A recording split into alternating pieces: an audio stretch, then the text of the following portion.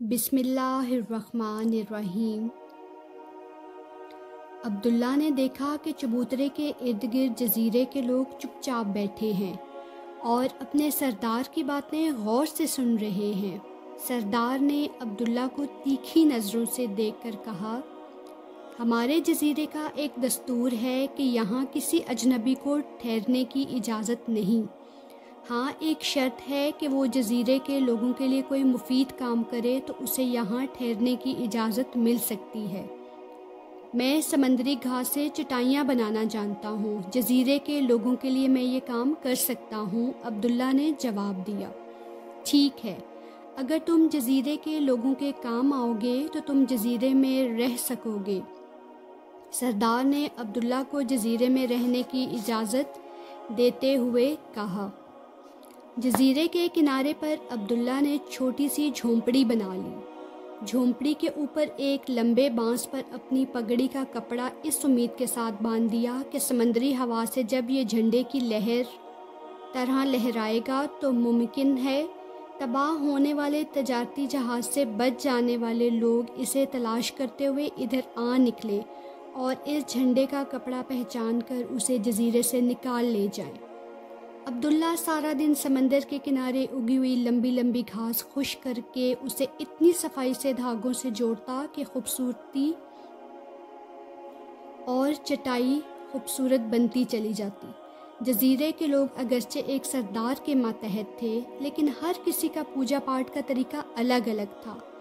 کوئی صبح سویرے سورج کو سجدہ کر رہا ہوتا، کوئی پتھر کی مورتی کی پوجا میں مصروف ہوتا، کوئی آگ کو دیوتا سمجھ کر اس کے سامنے سر ٹیک رہا ہوتا۔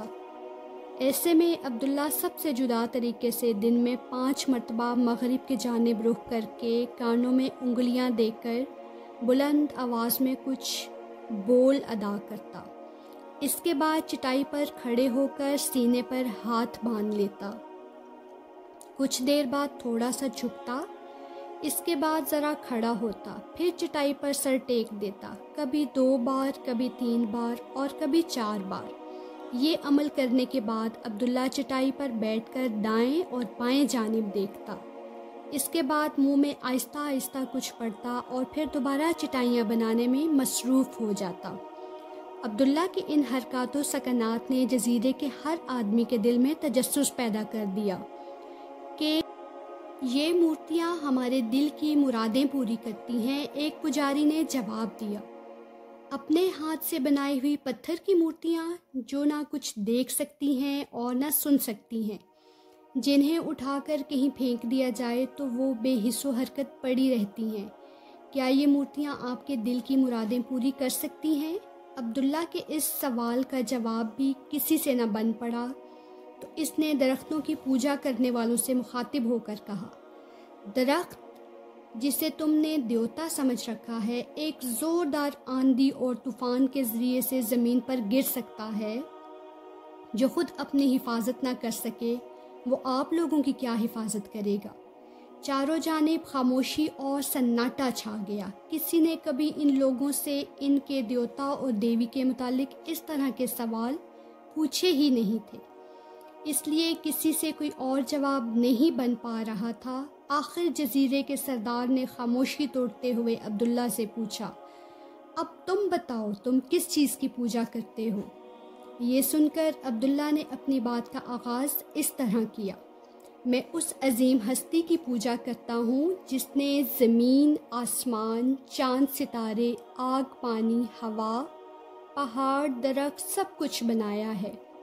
وہ عظیم ہستی اللہ تعالیٰ ہے جس نے خود ہمیں بھی پیدا کیا ہے اور اس کائنات کی ہر چیز اس کے قبضہ قدرت میں ہے، اس لیے میں اس کی پوجا کرتا ہوں۔ صبح ہو، دوپہر ہو، سپہر ہو، شام ہو یا رات کا وقت ہو، 5 بار اسی کے سامنے سر جھکاتا ہوں، دعا کے لیے ہاتھ اٹھاتا ہوں۔ اور عبداللہ کی بات جاری تھی کہ سردار نے بےتاب ہو کر پوچھا، جس کی تم پوجا کرتے ہو وہ کہاں ہے اور اس سے کس طرح ملاقات ہو سکتی ہے؟